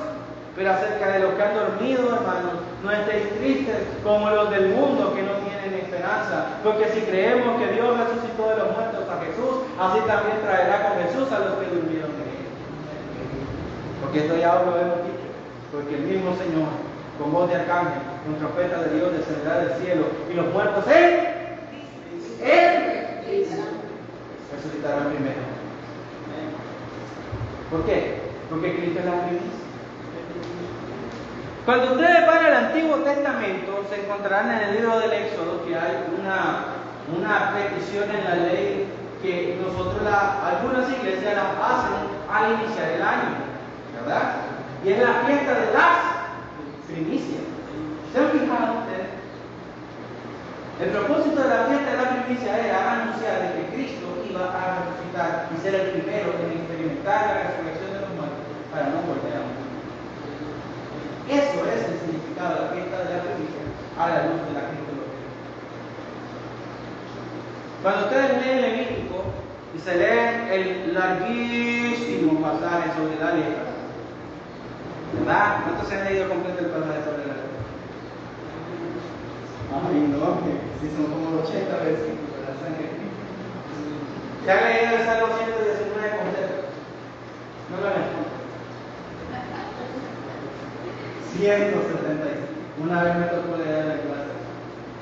Quedé sin ganar. Un milagro. Pero hay que leer. Es la palabra de Dios. Toda palabra de Dios es útil para enseñar, para corregir, para instruir en justicia. Dice que el hombre de Dios es enteramente preparado para toda buena obra. Es palabra de Dios. Y Levítico es palabra de Dios también. Cuando un hombre era limpiado de la lepra, en el caso de que fuera limpiado, ¿verdad? Porque casi nadie se curaba de la lepra, él debía presentarse ante el sumo sacerdote llevando 2 palominos o 2 palomitas. ¿Se han fijado ustedes por qué?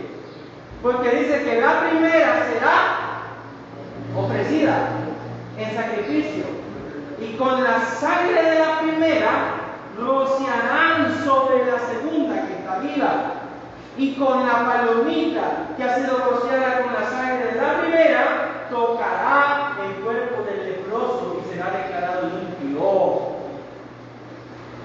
haciéndonos una revelación de que la primera hablaba de la muerte de Cristo, que era necesario, porque casi toda la ley dice no se hace expiación si no hay derramamiento de sangre. Así por eso Cristo tuvo que derramar su sangre y morir. Iba a morir, pero la segunda palomita representa a Cristo, que al resucitar de los muertos también a nosotros nos provee de limpieza del pecado. La ley no está por gusto. Si ustedes comienzan a ver la ley con la óptica de la cristología, se van a maravillar y van a descubrir a Cristo en pasajes que ustedes jamás se pensaron encontrar. Los panes de la propiciación son una representación de la resurrección de Cristo. Porque ¿cuántos días debían estar los panes en la presencia del Padre? 7 días.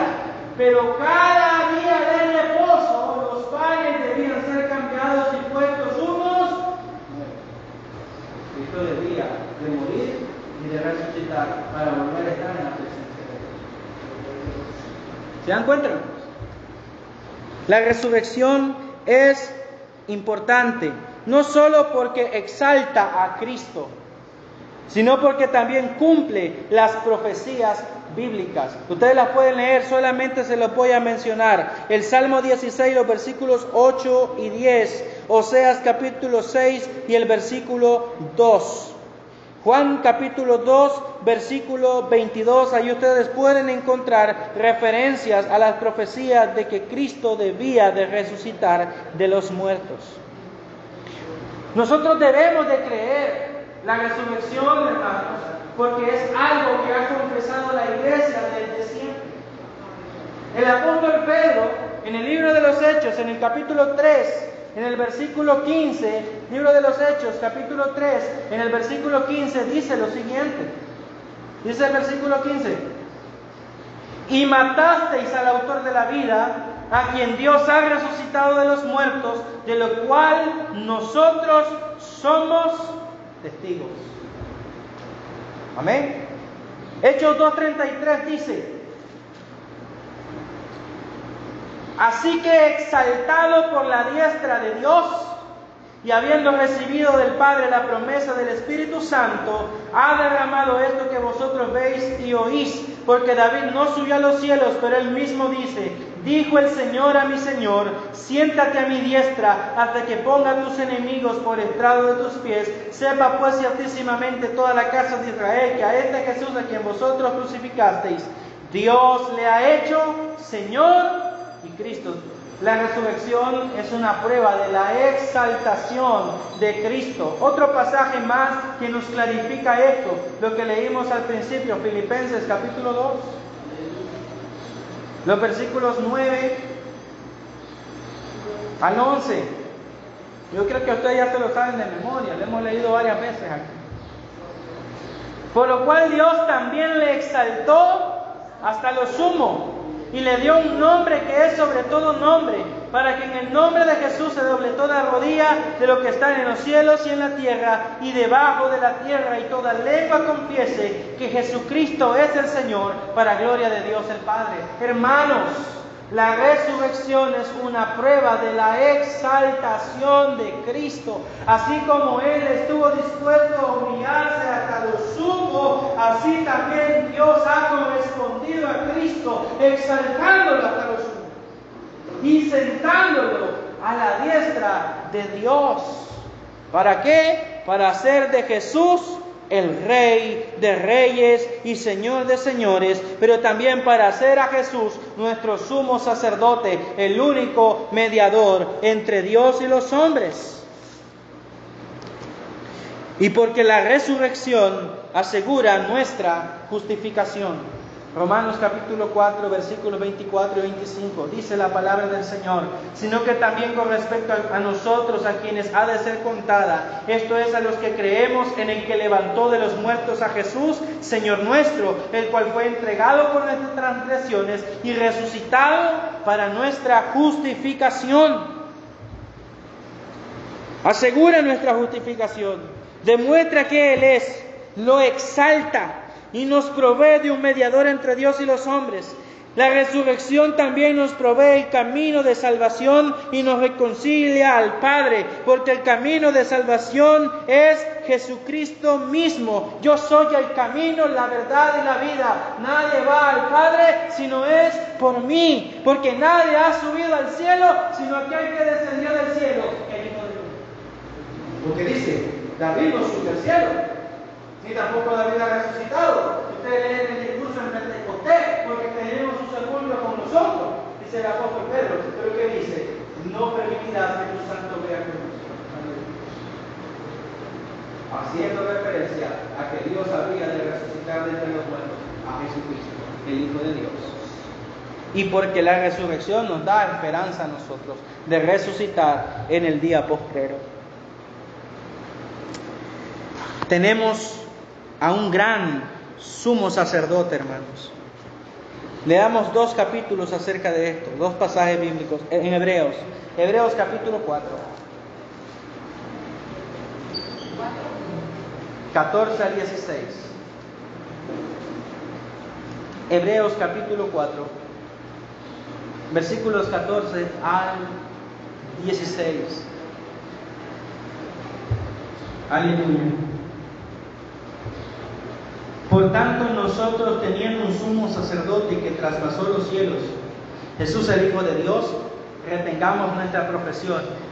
Porque no tenemos un sumo sacerdote que no pueda compadecerse de nuestras debilidades, sino uno que fue tentado en todo según nuestra semejanza, pero sin pecado. Acerquémonos pues confiadamente al trono de la gracia, para alcanzar misericordia y hallar gracia para el oportuno socorro. Leamos el capítulo 7, los versículos 26 al 28. Versículos del 22 al 28 del capítulo 7, ahí mismo en Hebreos. Por tanto, Jesús es hecho fiador de un mejor pacto, y los otros sacerdotes llegaron a ser muchos, debido a que por la muerte no podían continuar, mas este, por cuanto permanece para siempre, tiene un sacerdocio inmutable, por eso debía resucitar, porque su sacerdocio es eterno, por lo cual puede también salvar perpetuamente a todos los que por él se acercan a Dios, viviendo siempre para interceder por ellos, porque tal sumo sacerdote nos convenía, santo, inocente, sin mancha, apartado de los pecadores y hecho más sublime que los cielos, que no tiene necesidad cada día como aquellos sumos sacerdotes de ofrecer primero sacrificio por sus propios pecados y luego por los del pueblo, porque esto lo hizo una vez para siempre, ofreciéndose a sí mismo, porque la ley constituye sumos sacerdotes a débiles hombres. Pero la palabra del juramento, que está en el Salmo 114, lo pueden leer en su casa, posterior a la ley, al Hijo hecho perfecto para siempre. O como dice el capítulo 9, versículos 11 y 12, pero estando ya presente Cristo, sumo sacerdote de los bienes venideros, por el más amplio y más perfecto tabernáculo, no hecho de manos, esto es decir, no de esta creación, y no por sangre de machos cabríos ni de becerros, sino por su propia sangre, entró una vez para siempre en el lugar santísimo, habiendo obtenido eterna redención, porque si la sangre de los toros y de los machos cabríos y las cenizas de la becerra rociada de los inmundos santifican para la purificación de la carne, cuanto más la sangre de Cristo, el cual mediante el Espíritu eterno se ofreció a sí mismo sin mancha a Dios, limpiará vuestras conciencias de obras muertas para que sirváis al Dios vivo. Así que por eso es mediador de un nuevo pacto, para que interviniendo muerte para la remisión de las transgresiones que había bajo el primero, los llamados reciban la promesa de la herencia eterna. Gloria a Dios. Puedes acudir a Dios en Cristo Jesús y no se te cerrará la puerta, porque Él mismo dijo: el que a mí viene, yo no lo echo fuera. Por eso debemos de creer la resurrección. ¿Por qué? Porque dice el pastor Leon Morris: la cruz es la victoria, la resurrección es el triunfo. La resurrección es la exhibición pública de la victoria, el triunfo del crucificado. Vamos a leer un texto más en Colosenses, capítulo 2, versículos del 12 al 15.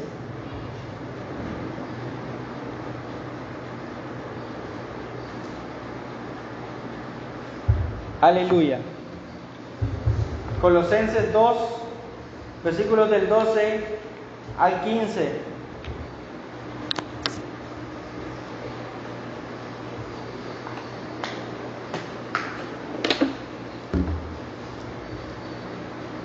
Sepultados con Él en el bautismo, en el cual fuisteis también resucitados con Él, mediante la fe en el poder de Dios que le levantó de los muertos.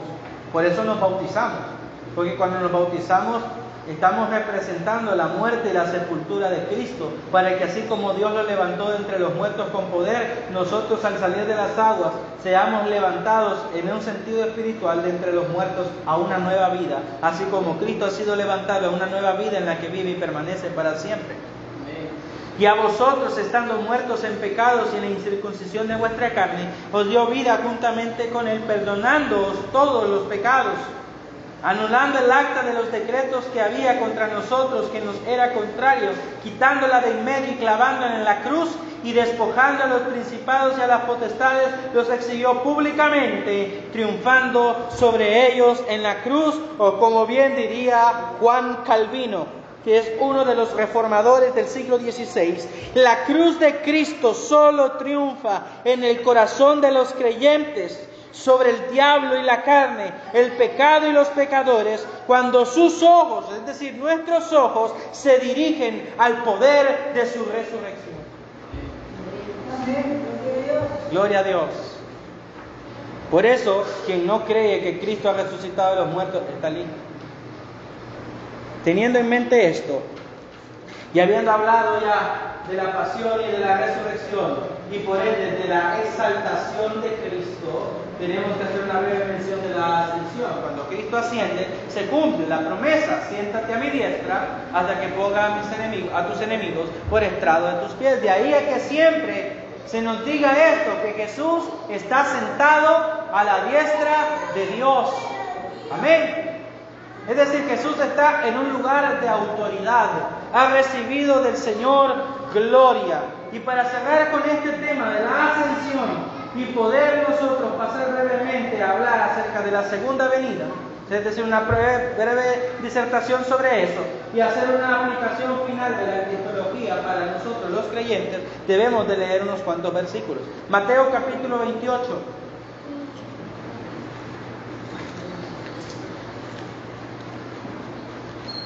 Ven, hermanos, cuántas cosas están entrelazadas a la cristología.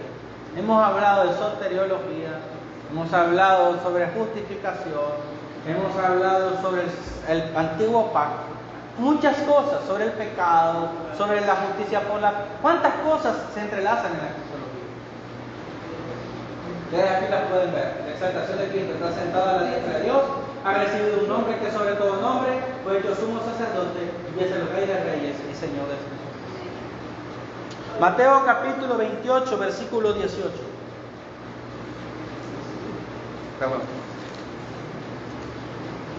Al 20.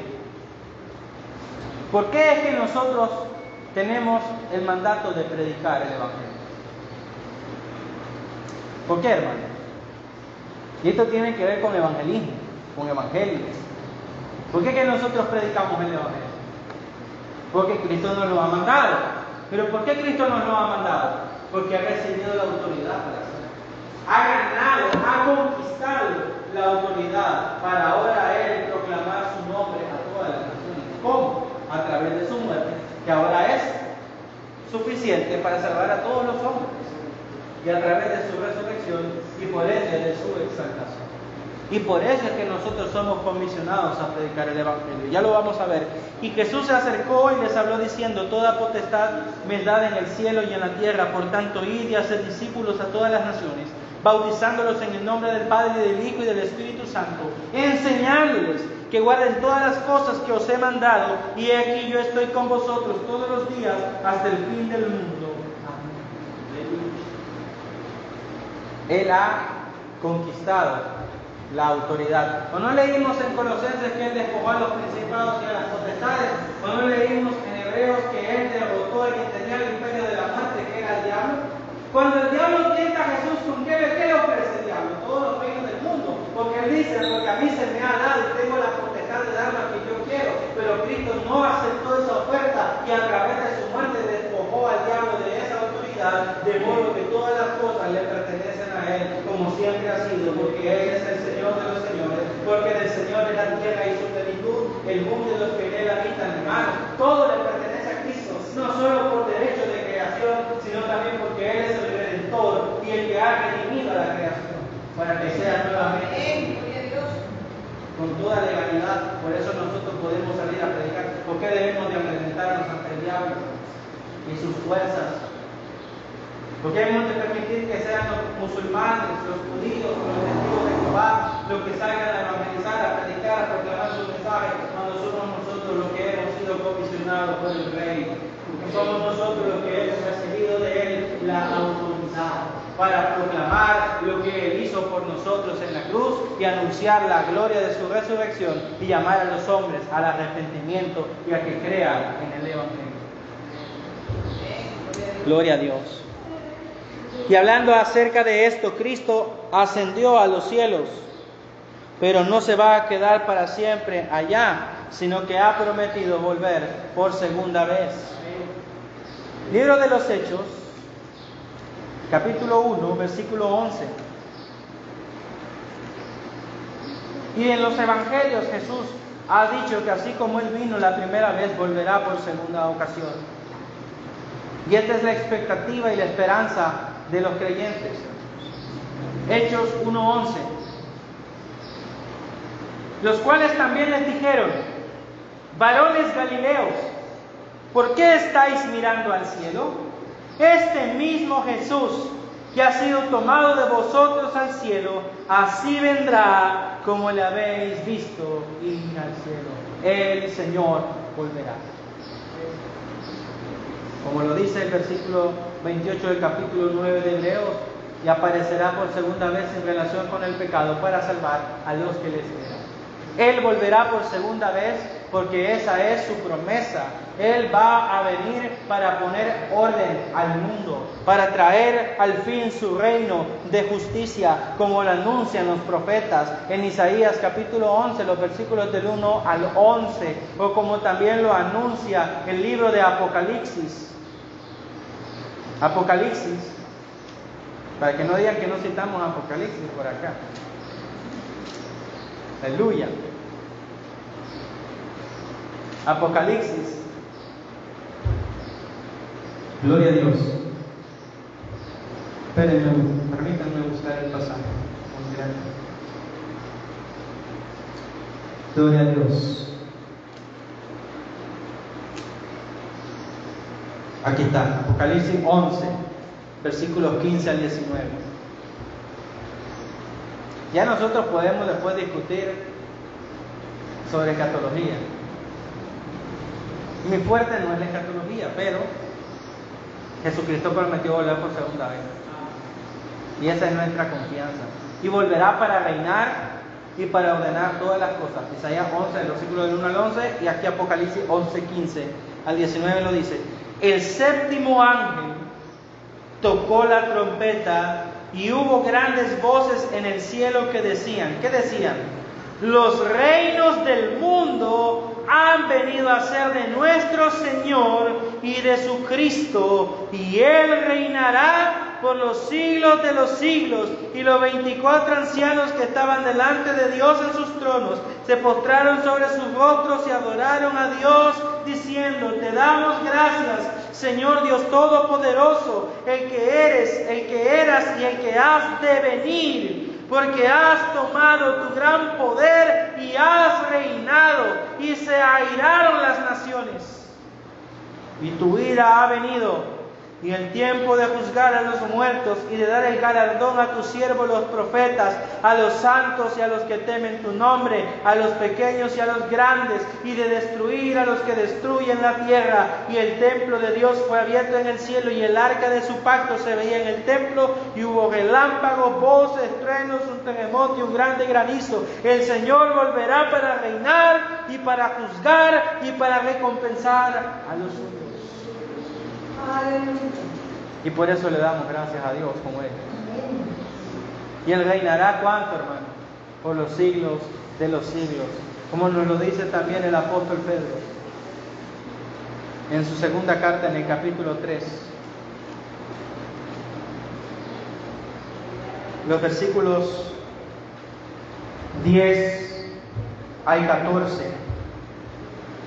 Pero el día del Señor vendrá como ladrón en la noche, en lo cual los cielos pasarán con gran estruendo, y los elementos ardiendo serán deshechos, y la tierra y la obra que en ellos hay serán quemadas.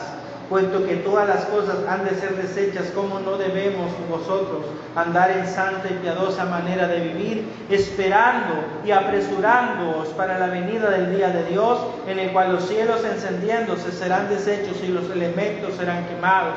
Los elementos siendo quemados se fundirán, pero nosotros esperamos según sus promesas cielo nuevo y tierra nueva en la cual mora la justicia, por lo cual, oh amados, estando en espera de estas cosas, procurad con diligencia ser hallados por Él, sin manchas e irreprensibles en paz.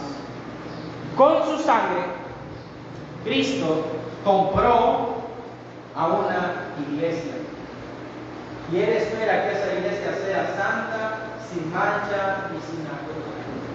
Y el apóstol Pedro nos ha dicho que si nosotros somos la iglesia, debemos esperar la venida del Señor, siendo hallados por Él santos y sin mancha, siendo agradables a Dios. Aleluya. Porque ciertamente somos salvos por gracia mediante la fe, pero como les decía, la salvación produce obras. Muéstrame tu fe por tus obras. obras no salvan, pero en lo que son salvas, las obras son el resultado. Mano, usted no siembra un campo esperando que lo que le salga sea una planta que no dé fruto. Usted no pierde el tiempo con eso. Usted siembra un campo esperando que el trigo le dé granos de trigo, produzca fruto. ¿Sí o no? Pues que a usted le gusta sembrar solo jardinero. Es bonito, ¿verdad? Pero no dan fruto. Ay, qué hermosa la flor. Voy a comer flores. Y quiero fruto. Usted siembra un árbol de mango esperando comer mango. El Señor ha sembrado en nosotros fruto de justicia, esperando el fruto.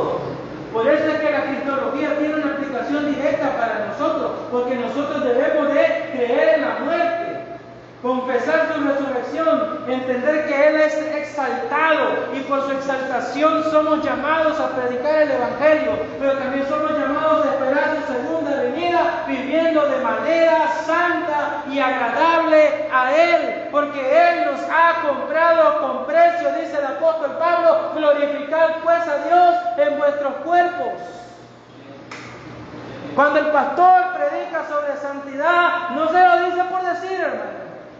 Se lo dice porque el que lo llamó el ministerio a él y el que me ha llamado a predicar a mí nos demanda santidad, como el apóstol Pedro también nos lo enseña. Así como el que os llamó es santo, así también conducidos en una manera santa, en temor reverente todo el tiempo de vuestra peregrinación, porque escrito está, porque sed santos como yo soy santo. Porque hemos sido comprados con la preciosa sangre de Jesucristo, como la de un cordero inmolado ya destinado para vosotros desde antes de los siglos, y por medio de él creéis en Dios.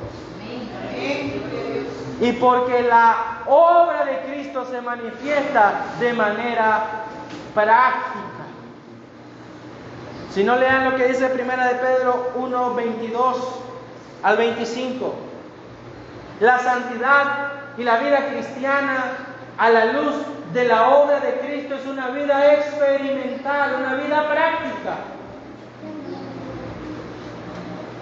Habiendo purificado vuestras almas con la obediencia a la verdad, mediante el Espíritu para el amor fraternal no fingido, amaos unos a otros entrañablemente de corazón puro, siendo renacidos. Ya sabemos que la obra del nuevo nacimiento es posible únicamente porque Cristo murió y resucitó y nos ha enviado su Espíritu Santo.